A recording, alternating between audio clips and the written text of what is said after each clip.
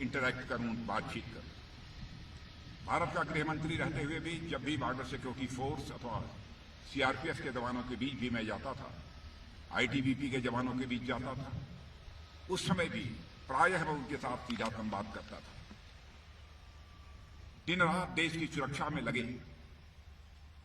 हमारे प्रहरियों से मिलकर सचमुच मुझे बेहद सुकून होता है, अच्छी अनुभूति होती है। जब भी मैं आप सबसे मिलता हूं, स्वयं को मैं बहुत ही एनर्जेटिक महसूस करता हूं। और सबसे ज्यादा यदि कोई चीज मुझे प्रभावित करती है, गाड़ी में बैठे हुए मेजर जनरल चांदपुरिया से मैं चर्चा कर रहा था आपके अनुशासन की।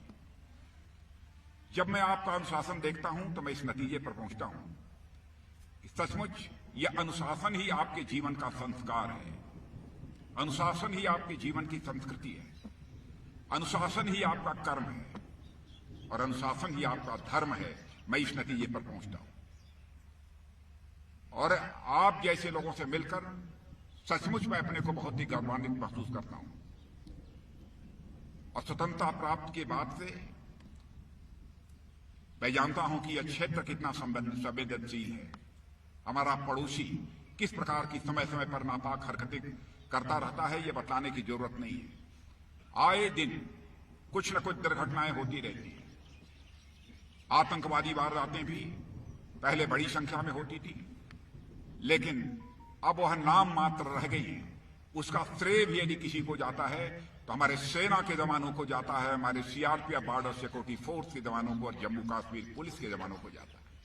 सबको मैं इसके लिए बहुत ही बधाई देना चाहता हूं। पाकिस्तान बराबर bleed India with thousands of cuts के साथ हर समय यह कोशिश करता है कि भारत सदैव परेशान रहे, लेकिन आप सब इस देश की ऐसी फेंसिंग वायर हैं कि जिसके कट का प्रयास करने वाले खुद ही ब्रीडिंग के शिकार हो जाते हैं और आपकी मुस्तैदी से उसके अपने कट के प्रयास का खुद ही खामियाजा हमारे पड़ोसी को भुगतना पड़ता है। मैं दोस्तों बतलाना चाहता हूं कि आपके ऊपर देश को पूरा भरोसा है कि आप सब किसी स्तर पर और किसी भी स्थिति का सामना करने के लिए सदैव तैयार हैं, ऐसा देश यह मानकर चलता है।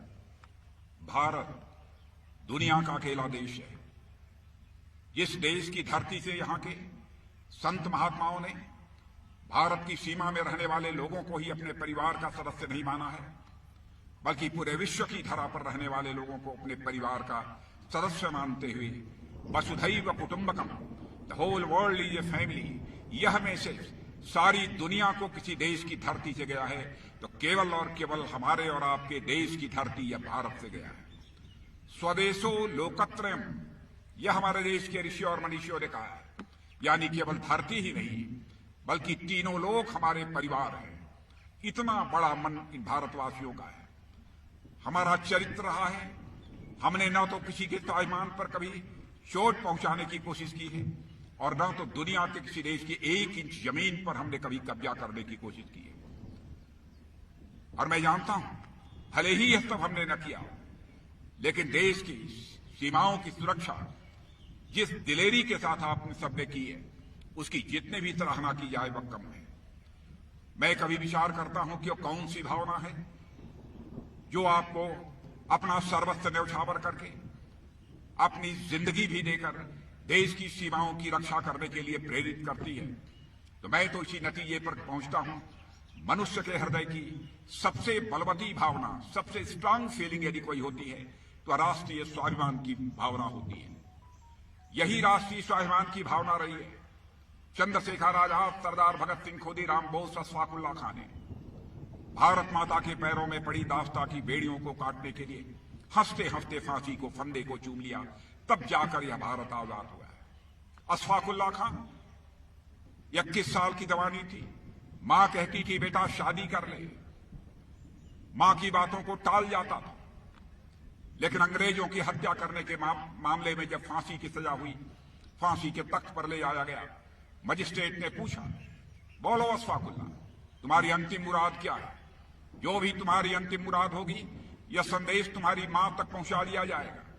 बहादुर अशफाक उल्लाह खां ने उसी फांसी के तख्त पर खड़े हुए यह कहा, मजिस्ट्रेट, जाकर मेरी मां तक यह संदेश पहुंचा दे कि तुम्हारा बेटा अशफाकुल्ला आज फांसी के तख्त पर खड़े होकर अपनी शादी रचाने जा रहा है, तुम्हारी मुराद पूरी करने जा रहा है।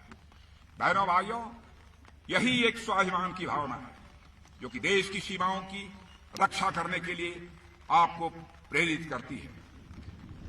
आपको मैं जानता हूं केवल एक ही बात की चिंता रहती है, चाहे जो कुछ भी हो जाए, हमारा तिरंगा इस हिंदुस्तान की धरती पर शान से फहरना चाहिए। यही आपके जिंदगी की एक मुराद है। तभी जाकर इस सीमा तक आप संघर्ष करने का जोखिम उठा पाते हैं। मुझे याद है 1971 का वार हुआ था, आपको विजय प्राप्त हुई थी। 90,000 पाकिस्तान के सैनिकों को बंदी बनाया था भारत ने, लेकिन उन्हें रिहा भी कर दिया था। और जब कुछ प्रिजनर्स, कुछ बंदी पाकिस्तान के यहां रह गए थे, साथ बैठकर हमारे यहां सेना के जवानों को और अधिकारियों को भोजन करते हुए उन्होंने देखा, तो उन्होंने कहा कि पाकिस्तान में हमने कभी ऐसा नहीं देखा है, अधिकारी और जवान दोनों साथ बैठकर यहां पर भोजन करते हों। यह देखा है तो केवल भारत में ही यह देखा है। इस प्रकार का सम्मान हमारे पड़ोसी देश के जवानों को नहीं प्राप्त होता है। बहनों भाइयों, हम भी यदि भोजन करेंगे, नीचे बैठकर भी भोजन करेगा, तो देश का रक्षा मंत्री और देश का प्रधानमंत्री अपने जवानों के साथ बैठकर भोजन करेगा, अलग बैठकर वह भोजन नहीं करेगा। यह है हमारा भारत। हमारे दुनिया की जो फ्रेंडली कंट्रीज हैं, हमारे दोस्त जो माने जाते हैं ऐसे देश हैं, वह भी अपने देश की सुरक्षा के लिए कभी जरूरत होती है किसी पर भरोसा करते हैं तो आप जैसे बहादुर जवानों के ऊपर ही भरोसा करते हैं। 100 वर्षों का आपका इतिहास है, मुझे बताया गया है। बर्मा, जावा, सुमात्रा, इजिप्ट, फ्रांस, बहुत सारे देशों में जाकर आपने अपने शौर्य और पराक्रम का परिचय दिया है। आप तो दुश्मनों से हमारी मातृभूमि की रक्षा करते हैं। आपका दर्जा कितना बड़ा है उसको मैं शब्दों में बयान नहीं कर सकता। और आप जिस हौसले के कारण यह सीमाओं की आप रक्षा करते हैं, उस हौसले का मैं अभिनंदन करता हूं। और आप जैसे बहादुर सपूतों को जिस माता पिता ने पैदा किया है, मेरे बहादुर जवानों, उन माता पिताओं के चरणों में मैं शीश झुकाकर मैं उनका अभिनंदन करता हूं कि आप जैसे बहादुर जवानों को इस भारत की धरती पर पैदा किया है। और आज आप सबके बीच आकर सचमुच मेरा भी हौसला बढ़ा है, हौसला अफजाई मेरी हुई है और सुखद अनुभूति भी यहां पर हो रही है। इन्हीं शब्दों के साथ मैं पुनः एक बार आप सभी को अपनी शुभकामनाएं देते हुए और आपके माता पिता और सभी परिवार के सदस्यों का अभिनंदन करते हुए उनको भी अपनी शुभकामनाएं देते हुए अपना निवेदन समाप्त करता हूं। आप सबको बहुत बहुत धन्यवाद। बोलिए भारत माता की, भारत माता की, भारत माता की।